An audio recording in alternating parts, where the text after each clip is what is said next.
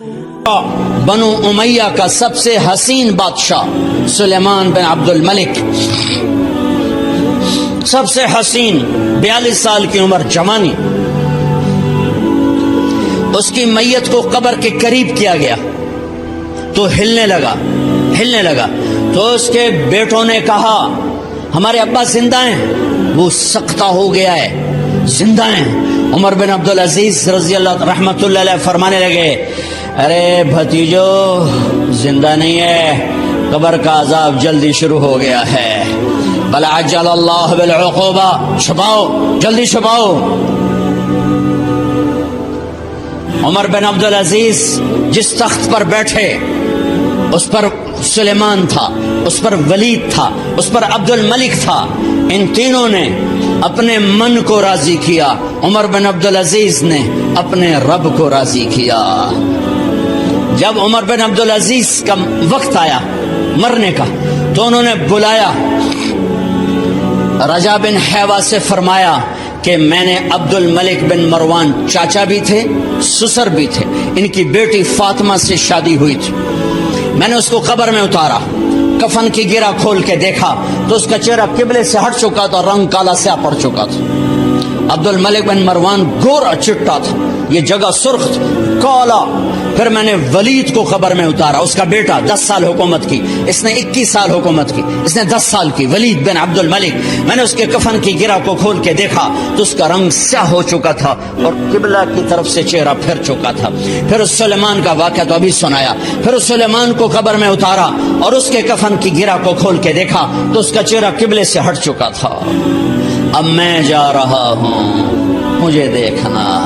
پہلے تینوں نے حکومت کی پوجا کی اور عمر بن عبدالعزیز نے اپنے اللہ کی پوجا کی۔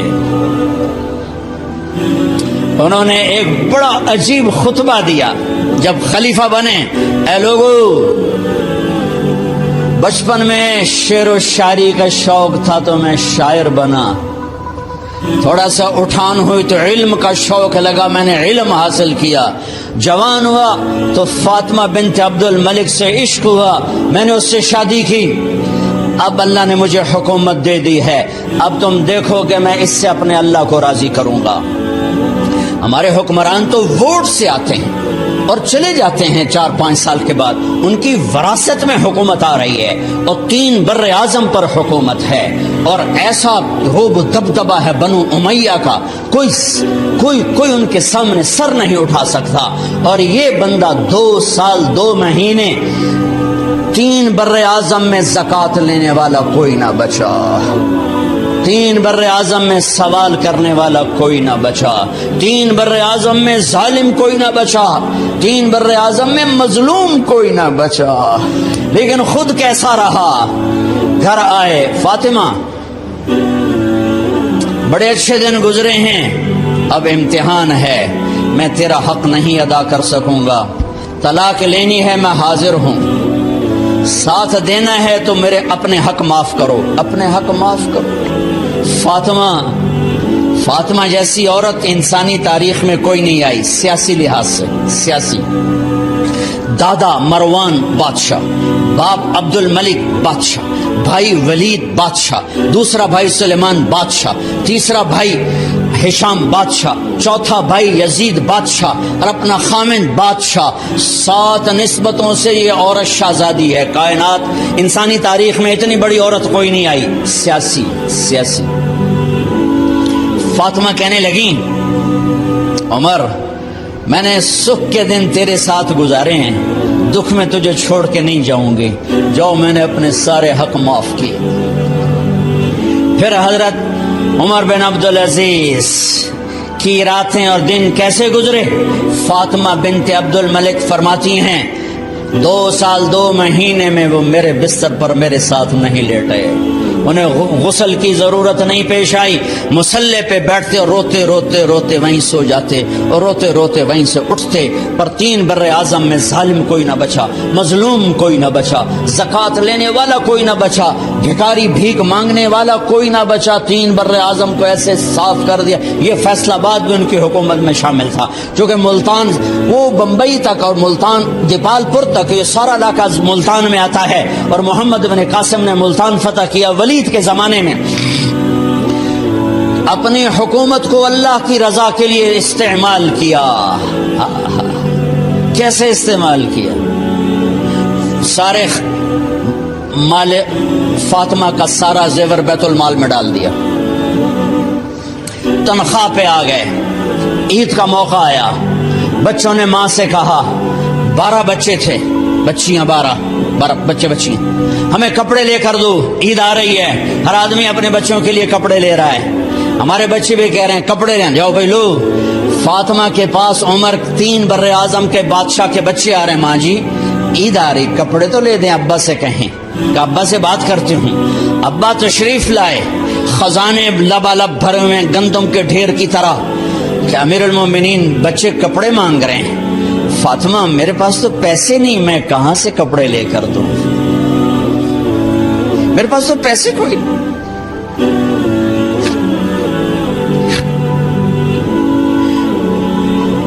حضرت فاطمہ نے کہا پھر بچوں کا کیا کروں؟ کہا پھر مجھے بھی نہیں پتا کیا کروں۔ اس کے پہلے 3 حکمرانوں نے لوٹ مار کے بازار گرم کیے، ظلم و ستم کے پہاڑ توڑے، اور آج اسی خزانے پہ ایک شخص بیٹھا ہے جو اللہ کو راضی کرنے کے جھنڈے گاڑ رہا ہے۔ تو فاطمہ نے کہا آپ ایسا کریں، اگلے مہینے کی تنخواہ ایڈوانس لے لیں، اس سے میں اپنے بچوں کو کپڑے لے دیتی ہوں، اور گھر کا خرچہ میں مزدوری کر کے گھر کی روٹی چلا لوں گی۔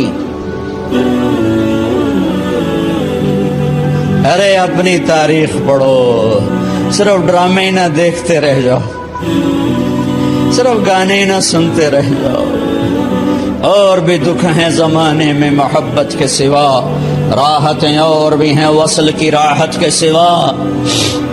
انہوں نے اپنے بلایا وزیر خزانہ مزاحم، اپنا ہی غلام، ہاں بھائی مزاحم ہمیں بچوں کے کپڑے چاہیے، تو اگلے مہینے کی تنخواہ ایڈوانس مل جائے۔ وہ کہنے لگے امیر المومنین آپ مجھے لکھ کر دے دیں کہ آپ 1 مہینہ زندہ رہیں گے، میں آپ کو تنخواہ دے دیتا ہوں۔ عمر بن عبدالعزیز سر جھکایا، اٹھے، گھر گئے، فاطمہ میرے بچوں سے کہہ دو کہ تمہارا باپ کپڑے لے کے نہیں دے سکتا۔ اپنی تاریخ تو دیکھو،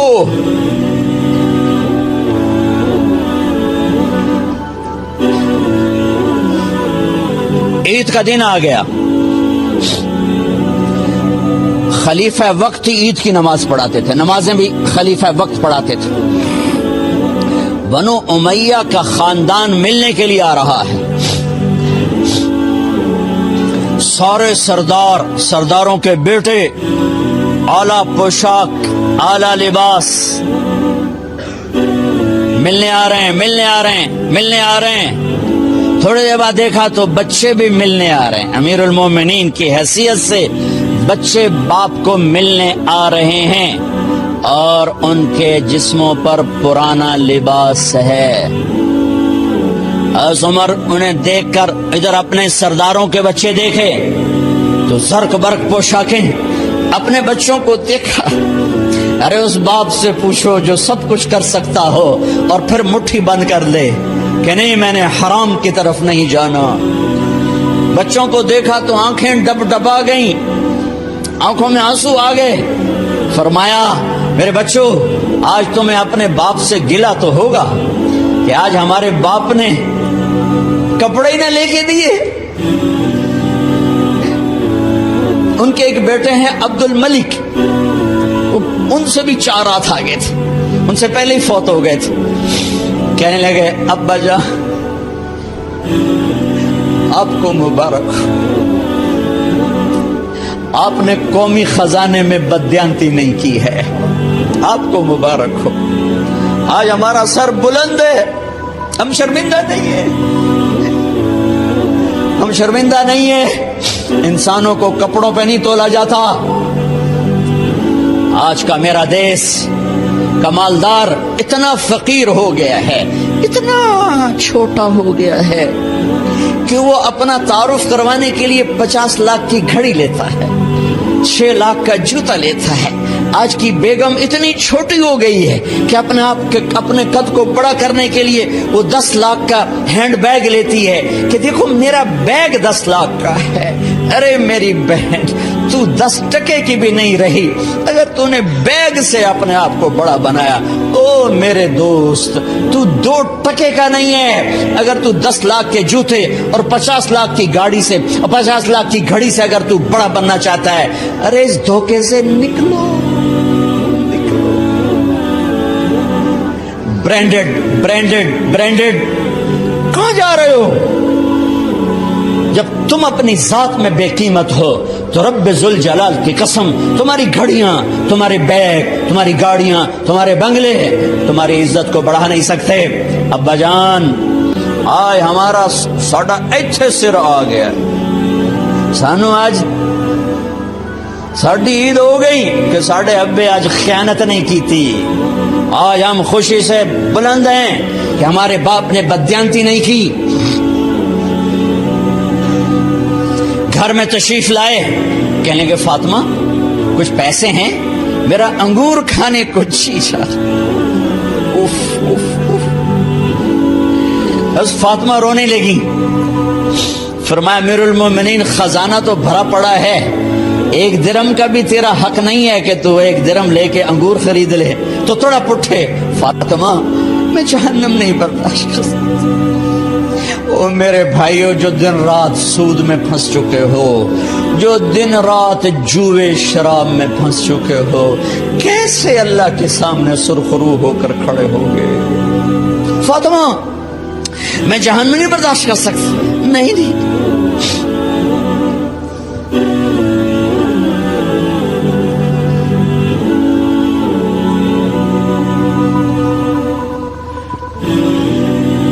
ایک رات گھر میں تشریف لائے, بچیاں بیٹیاں, منہ پہ ہاتھ, کپڑا رکھا, دوپٹہ رکھا منہ پہ, اور بات کریں. آپ نے پوچھا ارے کیا ہوا تمہیں, یہ منہ پہ کپڑا کیوں رکھتے ہو؟ تو خاموش ہو گئی, لیکن گھر کی خادمہ رو پڑی. کہا امیر المومنین آج آپ کی بیٹیوں نے کچا پیاز توڑ کے اس سے روٹی کھائی, سالن کوئی, ارے مسری دی دال ہی کوئی نہیں ہے, پیاز, کچے پیاز نہ روٹی. آج ساڈا مزدور جڑا کوئی نہ کوئی چٹنی بنا باندا ہے. 3 بر اعظم دے بعد شادیاں دھیاں ہے کچے وصلہ نہ روٹی بیٹھیاں کھاندیاں. اور میرے آج کا تاجر کہتا ہے جھوٹ نہ بولوں تو کاروبار کیسے. میرا افسر کہتا ہے رشوت نہ لوں تو گزارا کیسے کروں. تو عمر بن عبدالعزیز پھس پہ ہچکیوں کے ساتھ روئے کہ میری بچیوں میں تمہیں بڑے اچھے کھانے کھلا سکتا ہوں اور میں جہنم کی آگ برداشت نہیں کر سکتا. بھائیو, اس بندے نے اپنے آپ کو ذبح کر دی, اللہ کو راضی کرنے کے لیے ذبح کر دی. اپنی ذات کو, اپنے جذبات کو, اپنے احساسات کو. جب گورنر ہوتے تھے نا تو حضرت فاطمہ کی ایک باندی تھی, ان سے انہیں عشق ہو گیا تو اپنی بیگم سے کہتے یہ باندی مجھے گفٹ کر دو. وہ کہتے میں نہیں کرتی. جب یہ خلیفہ بنے کئی دفعہ ان سے کہتے مجھے ہدیہ کر دو, مجھے دے دو. وہ کہتے میں نہیں دیتی, میں نہیں دیتی. جب یہ خلیفہ بنے تو ان کی بیگم نے اس باندی کو نہلایا, خوبصورت زیورات سے سجایا, عالی شان میک اپ کیا اور اس کا ہاتھ پکڑ کے لائی. امیر المومنین یہ آپ کی خدمت میں گفٹ ہے. ہائے ہائے ہائے. اس کو یوں دیکھا, فرمایا کہاں سے آئی تھی؟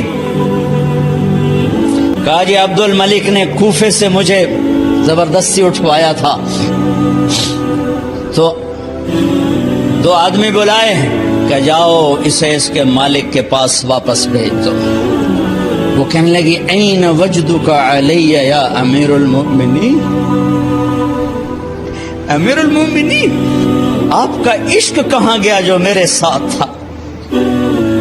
تو عمر کی آنکھیں بھر آئیں، کہا وہ پہلے سے بھی زیادہ ہے، لیکن تمہیں اللہ کے لیے قربان کرتا، میں اپنے عشق کو اللہ کے لیے قربان کرتا۔ ہاں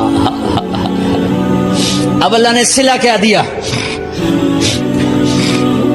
جب انتقال ہونے لگا تو بلایا رجا کو، جو میں بات پہلے چھوڑ کے ادھر ان کی تھوڑی سیرت بتائی کہ رجا اب میں مرنے لگا ہوں، عبد الملک کالا ہو گیا تھا، ولید کالا ہو گیا تھا، سلیمان کالا ہو گیا تھا۔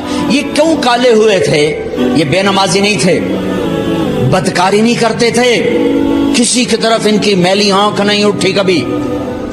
یہ ظالم تھے، ظالم انسانوں کا خون پیا، مال میں خیانت کی، اس پر اللہ نے چہرے پھیر دیے۔ آج عمر بن عبدالعزیز جا رہا ہے کہ دیکھو میں جا رہا ہوں، مجھے دیکھو میرے ساتھ کیا ہوتا ہے۔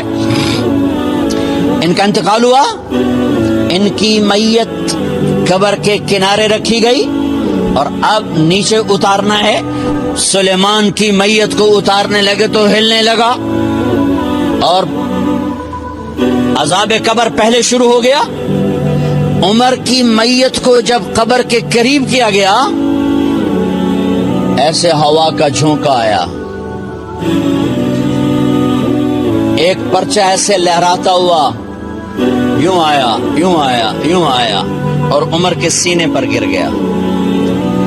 لوگ کٹھے ہو گئے، پرچے کو کھول کے دیکھا گیا تو اس پہ لکھا تھا بسم اللہ الرحمن الرحیم، براءۃ من اللہ لعمر بن عبد العزیز من النار۔ یہ پروانہ ہے اللہ کی طرف سے اس کے بندے عمر کے لیے کہ اسے جہنم سے نجات کی خوشخبری سنا دی جائے۔ آہا، مرنا ہو تو یوں مرو، اللہ ایسی موت دے دے۔ کہتے ہیں پھر میں نے ان کو قبر میں اتارا، جب قبر میں اتارا تو کیا دیکھا؟ میں نے کفن کی گرہ کھولی تو چہرہ قبلے کی طرف فٹ اور یوں لگا جیسے 14ویں رات کا چاند قبر میں۔